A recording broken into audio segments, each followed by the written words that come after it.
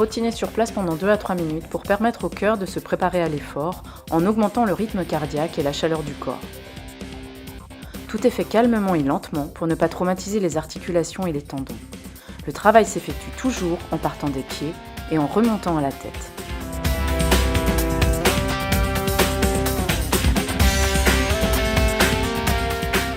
Pointe du pied au sol, appuyez sur celle-ci en tournant 15 fois dans un sens, puis 15 fois dans l'autre, et changez de pied.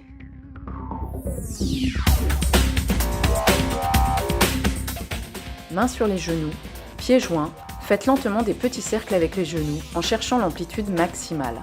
Effectuez 20 rotations dans chaque sens.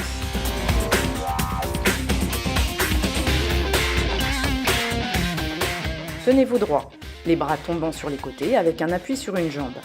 Vous allez fléchir l'autre jambe à l'équerre, le genou au niveau des hanches. Vous devez alterner le mouvement. Effectuez 10 montées de genoux pour chaque jambe.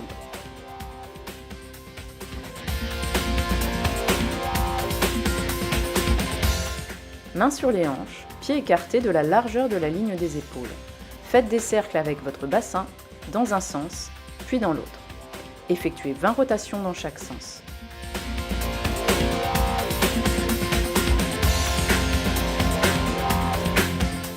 Rotation. Tenez-vous droit, les jambes écartées de la largeur des épaules. Les jambes et le bassin restant fixes et le tronc bien droit. Vous allez effectuer une rotation alternativement à droite et à gauche. Les bras à hauteur des épaules, pas plus haut, en restant dans le prolongement de celle-ci. Votre regard suit le bras vers l'arrière. Effectuez 15 répétitions de chaque côté. Tronc, inclinaison, bras le long du corps. Descendez la main d'un côté pour toucher le côté extérieur du genou sans se pencher en avant. Effectuez 15 répétitions de chaque côté.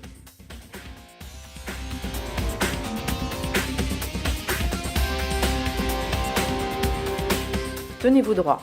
Les jambes, le bassin et le tronc restant fixes avec les bras ballants le long du corps. Soulevez en alternance les épaules droite et gauche, puis les deux épaules en même temps. Ouvrez et fermez les épaules, c'est-à-dire en avant et en arrière alternativement.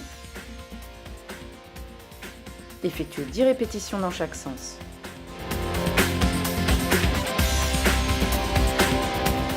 Tenez-vous droit.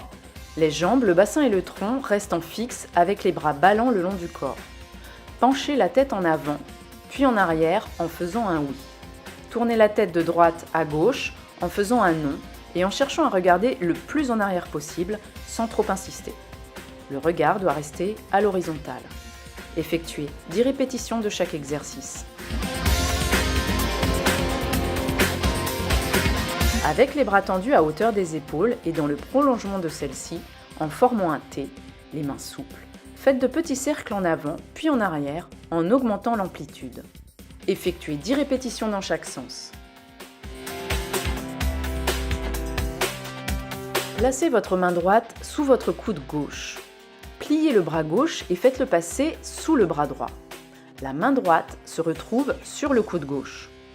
La main gauche passe de paume vers le haut à paume vers le bas. Faites de même de l'autre côté. Effectuez 10 répétitions avec chaque coude.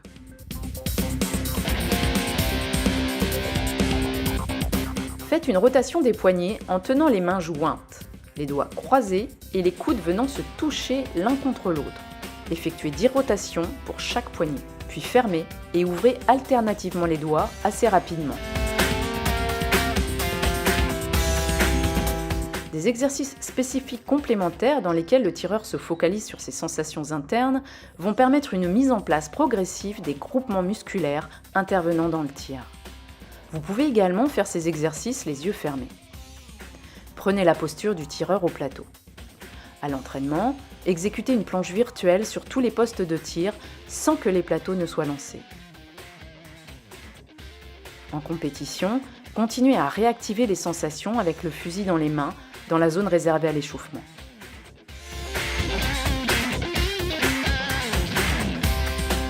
Des exercices réalisés pour l'épreuve pratiquée permettront aux tireurs de commencer à se préparer mentalement aux actions à mener.